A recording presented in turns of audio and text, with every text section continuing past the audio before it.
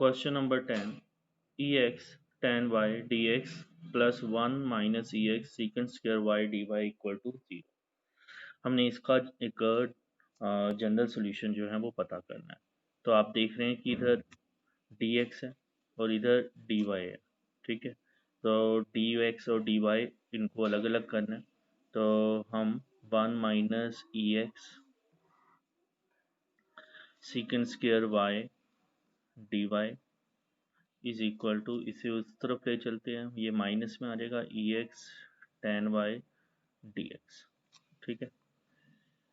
अब इसके बाद dy के साथ y वाली टर्म ओके है, ठीक है, बट x वाली ओके नहीं है, ठीक है। यहाँ पर dx के साथ x वाली ओके है बट y वाली ओके नहीं है। तो इधर हम y वाली इधर से नीचे ले जाएंगे और इधर से x वाली टर्म नीचे इस तरफ ले आएंगे। तो secant square y dy over tan y equal to minus ex dx over 1 minus ex, इस तरीके से आ गया, ठीक है। नाउ y के सारे सेपरेट हो गए एंड x के सारे सेपरेट हो गए, ठीक है। Now we are in position to integrate that. हम इसको I1 मान लेते हैं और इसको I2 मान लेते हैं, ठीक है। इसको अलग अलग से इंटीग्रेट करेंगे क्योंकि थोड़ा सा सब्स्टिट्यूशन वगैरह चलना है इसमें, लेकिन अगर आप कैपेबल इतने हो तो आप इसको इकट्ठे साथ ही साथ भी सेपरेटली इंटीग्रेट कर सकते हो। बट यहाँ मुझे सब्स्टिट्यूट करने की जरूरत पड़ेगी। वो tan y हम t पुट करते हैं तो secant स्क्वायर y dy जो है वो आपका dt आ जाएगा, ठीक है। तो जो I1 है वो क्या आ जाएगा आपका dt ओवर t आ जाएगा। तो I1 is equal to dt over t मतलब log t आ गया। तो I1 is equal to log t, t की वैल्यू क्या आ जाएगी tan y आ जाएगी, ठीक है। अब इसी तरीके से I2 अगर हम फाइंड आउट करें तो I2 क्या है हमारा माइनस ex dx, माइनस ना लें क्योंकि माइनस लिया हुआ है, सिंपली I2 हम पॉजिटिव वाली टर्म्स को ले रहे हैं और 1 माइनस e की पावर x। तो पुट 1 माइनस e की power x is equal to t, 1 की 0 माइनस ई एक्स की माइनस ई एक्स आ जाएगी, साथ में dx और t की dt आ जाएगी। तो जो ex dx है उसकी वैल्यू माइनस dt आ जाएगी। अब अगर हम इसको सब्स्टिट्यूट करते हैं तो माइनस बाहर dt ओवर t आ जाएगा। तो ये आ जाएगा माइनस लॉग t, मतलब माइनस लॉग t मतलब 1 minus e minus x plus c हम लिख सकते हैं, ठीक है। जो ये c है वो हम एज्यूम करते हैं कि इसका और इसका दोनों का मिला के c है, ठीक है। तो अब हम इसमें i में सब्स्टिट्यूट करेंगे। I1 is equal to minus I2 है। I1 में हम log tan y पुट करेंगे, माइनस I2 में हम minus log 1 minus e minus x plus c substitute करेंगे। ये आ जाएगा log tan y is equal to log 1 minus e minus x plus c. तो log वाली टर्म इधर आ जाएगी, log tan y minus log 1 minus e minus x is equal to c, ठीक है। अब हम इसमें log a minus log b लिख सकते हैं। log a minus log b क्या होता है log a ओवर b, तो log tan y over 1 minus e minus x आ जाएगा। 1 माइनस e की पावर x है, ठीक है। यहाँ माइनस नहीं है, 1 माइनस e की पावर x है। तो यहाँ पर भी हम लिख लेते हैं 1 माइनस e की पावर x, ठीक है, is equal to c। c को अब हम लिख सकते हैं log e की पावर c, ठीक है। और यहाँ पर अब log और log जो है वो कट गए, तो मतलब जो tan y है ओवर 1 माइनस ई एक्स है इज इक्वल टू जो है आपका क्या आ गया e की पावर c आ गया, ठीक है।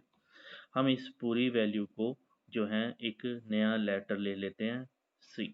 अब क्योंकि हम नया लेटर c ले रहे हैं इस पूरे को, ठीक है, यहाँ लिख लें where c is equal to e की पावर c, ठीक है ना।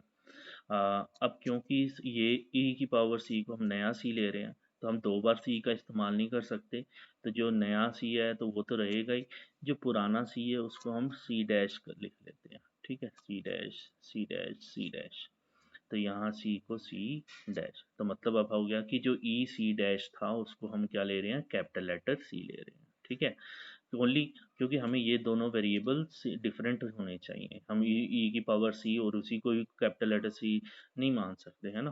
तो इसलिए हम जब नया सी ले रहे हैं तो जो पुराना सी है उसको हम दूसरे वेरिएबल बनाने के लिए, डिफ्रेंशिएट करने के लिए सी डैश ले लेंगे। ठीक है, तो ये tan y over 1 minus e की power x is equal to c आ गया। तो यही हमारा जो आंसर है।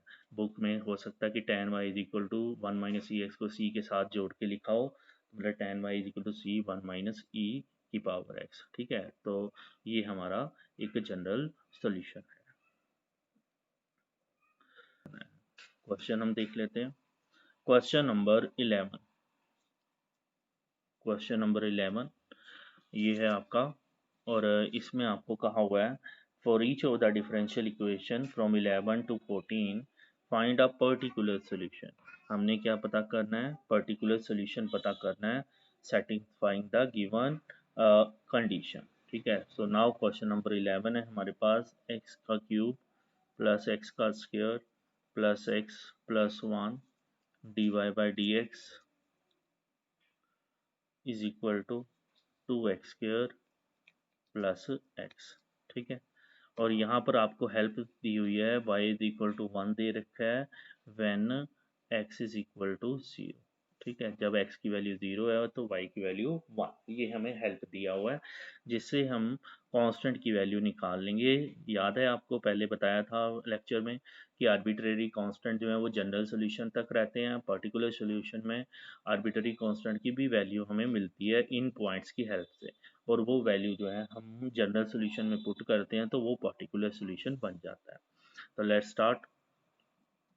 अब इसमें हम जो है क्या कर सकते हैं, जो डी वाई है वो भी यहीं पर रहेगा, ये डी एक्स वाली टर्म्स जो हैं ऊपर जाएंगी, 2x square plus x D x over x cube plus x square plus X plus 1।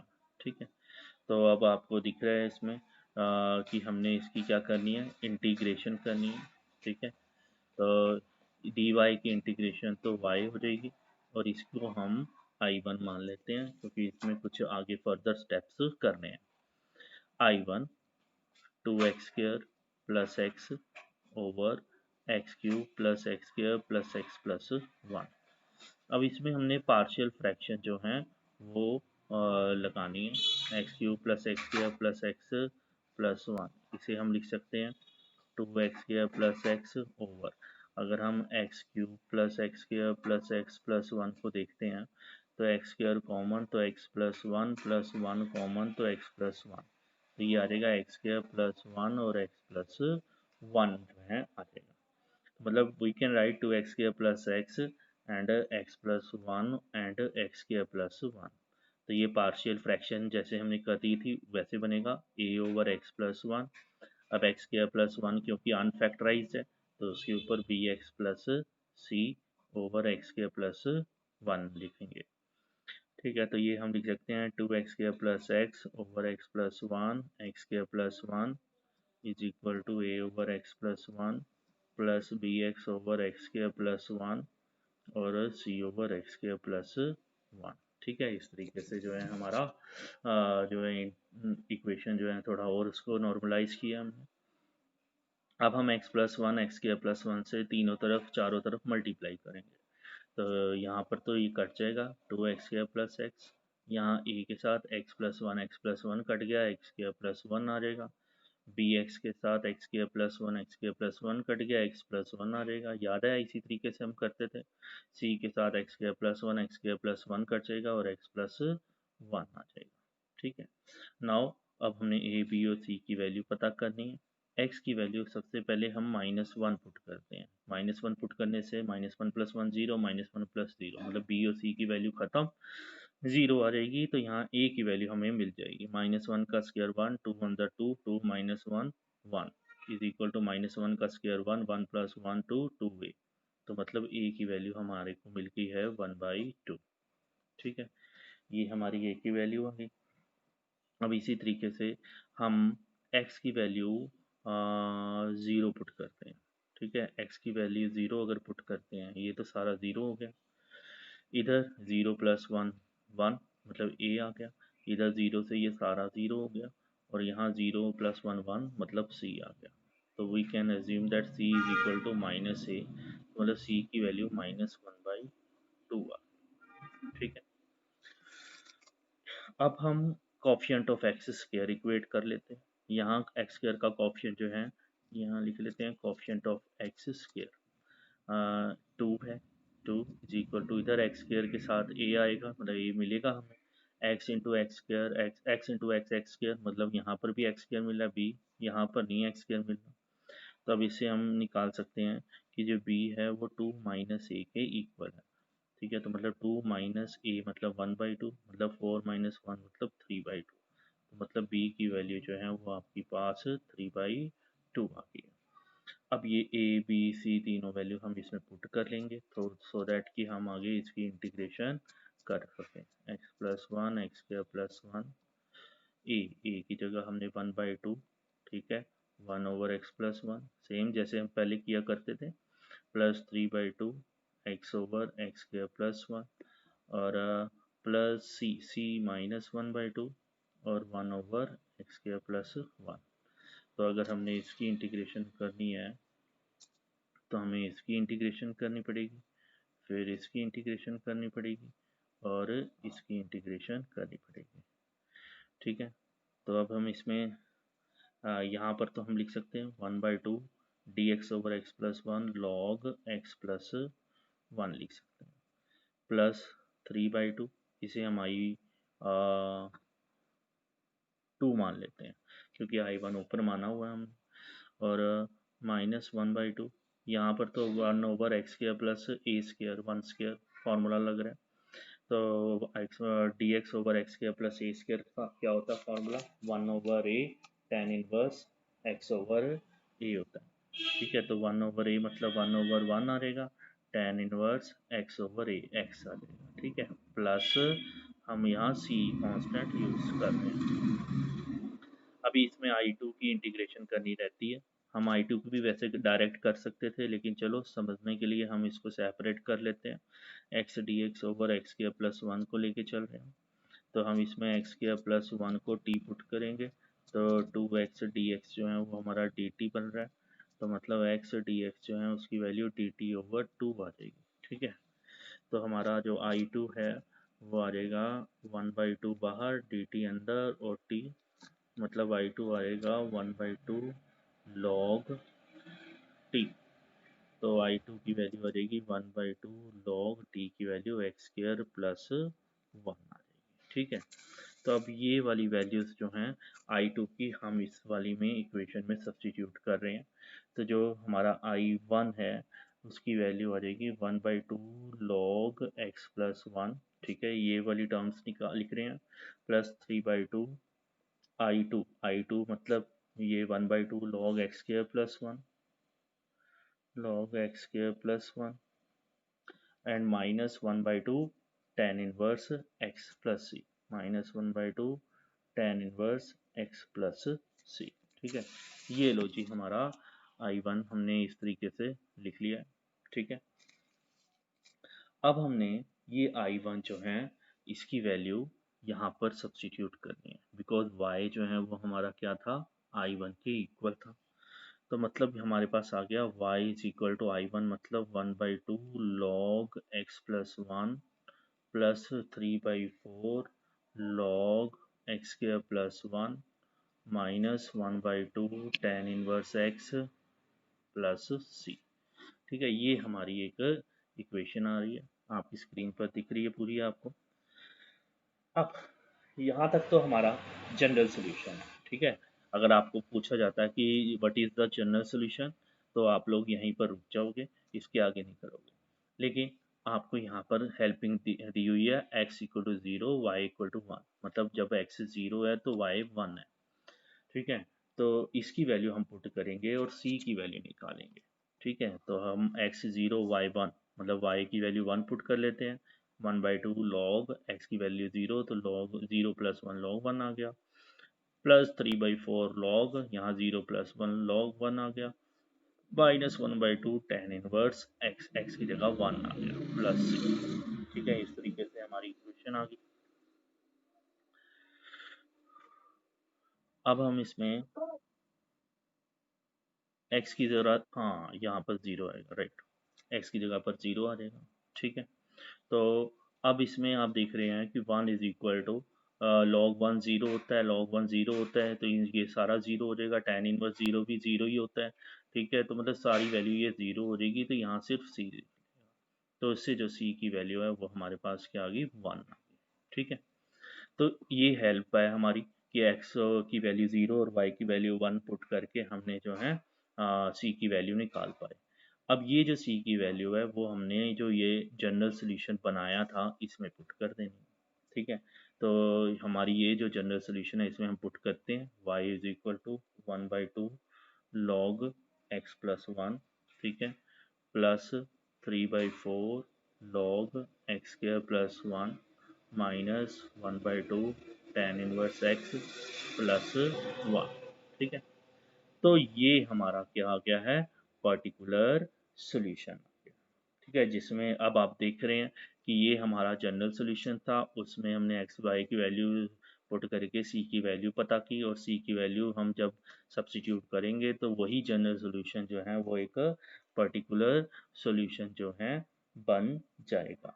ठीक है, तो अब अगर हमने इसको थोड़ा करना है, आंसर जो है उसमें थोड़ा सा डिफरेंट है, अगर वो करना चाहते हैं, वैसे तो आंसर हमारा यहाँ तक भी ठीक है, लेकिन आपको प्रूव करना अगर आ जाता है तो हमें थोड़ा आगे करना पड़ेगा, क्योंकि पीछे आंसर जो है वो दे रखा है 1/4 log x प्लस 1 का square and x square plus 1 का क्यूब। ठीक है, तो अब आप देखो कि वो कैसे होता है। अब 1/4 बाहर दिख रहा है, तो इसका मतलब 1/4 होना चाहिए यहाँ पर भी और यहाँ पर भी। ठीक है, तो इधर हम 2 से डिवाइड कर लेंगे साथ में, मतलब 2 से डिवाइड और 2 से मल्टीप्लाई। ठीक है, log x plus 1 plus 3/4 log x square plus 1 minus 1/2 tan inverse x plus 1। ये पोर्शन तो सेम ऐसे आया हुआ है, बस इसमें थोड़ी सी अल्टरिंग करनी है। तो ये 1/4 हो गया। यहाँ पर ये जो 2 है, ये 2 log x प्लस 1 को हम लिख सकते हैं x प्लस 1 का स्क्वायर, ये जो 2 है ये इसकी पावर बन जाएगा। ऐसे यहाँ 1/4 तो रहने देंगे हम, और जो 3 है उसे हम x स्क्वायर प्लस 1 का क्यूब लिख लेंगे, और minus 1/2 tan inverse x plus 1 लिख लेंगे। ठीक है, तो अब आप देख रहे हैं इसमें 1/4 एंड 1/4 जो है वो कॉमन आ जाएगा, 1/4 कॉमन, और अंदर रह जाएगा हमारा log x प्लस 1 का square plus log x square plus 1 का क्यूब। ठीक है, and minus 1/2 tan inverse x plus 1। तो y is equal to 1/4 log a plus log b क्या होता है, log a b होता है, तो log x प्लस 1 का square and x square plus 1 का cube and minus 1/2 tan inverse x plus 1। ठीक है, तो ये हमारा सॉल्यूशन जो है आ गया। नाउ द क्वेश्चन नंबर 12,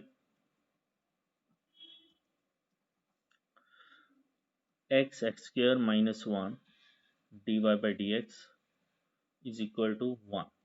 ठीक है, और हमें y equal to 0 when x is equal to 2। ठीक है, तो मतलब x 2 है और y 0 है। ठीक है, इस तरीके से हम उसको लिख सकते हैं अपनी सहूलियत के लिए।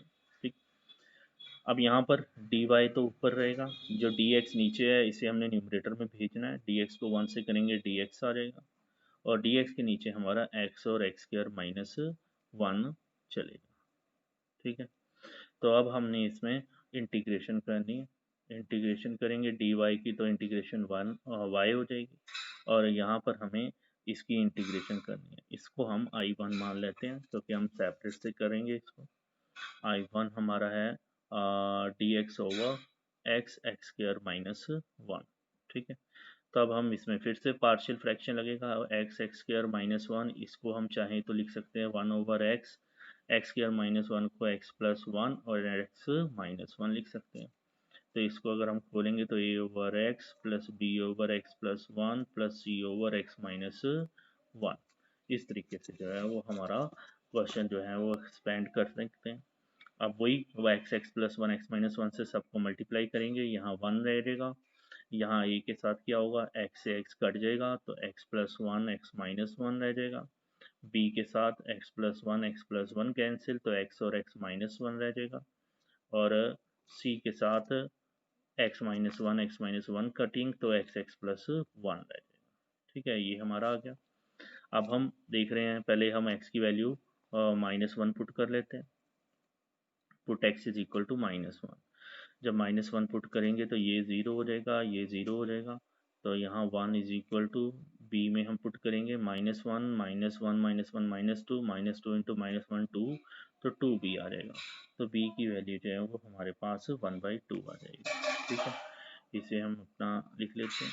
फिर ऐसे ही हम पुट एक्स की वैल्यू वन, एक्स की वैल्यू जब वन पुट करेंगे तो ये ज़ीरो बी ज़ीरो और ए ज़ीरो हो जाएगा, तो हम इसी में वैल्यू पुट करेंगे तो ये वन प्लस वन जो है वो आपका टू हो जाएगा, और टू सी, और यहाँ one, one is equal to two C, तो इससे हमें सी की वैल्यू वन बाई टू मिल जाएगी।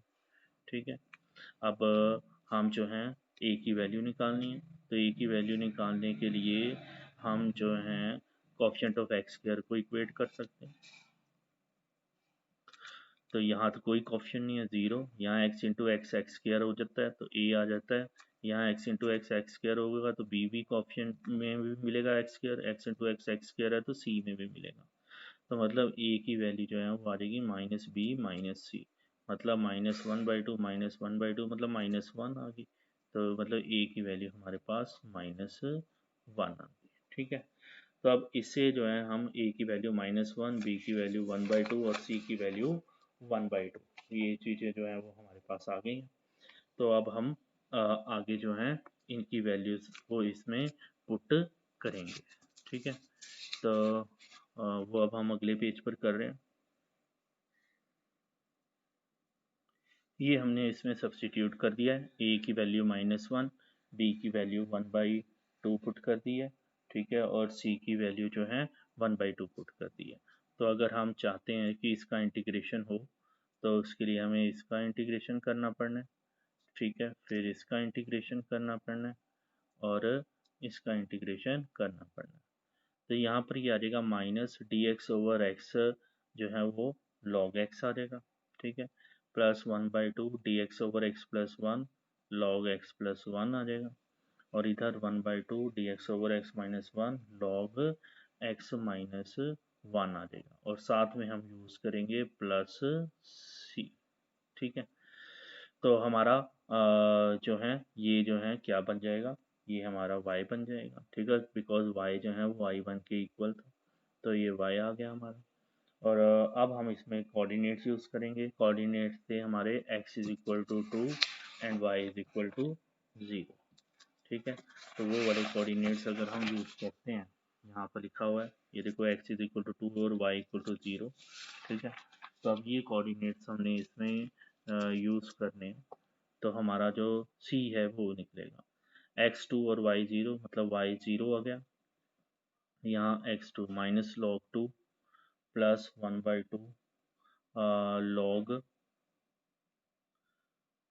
Three plus one by two log three minus two minus one log one.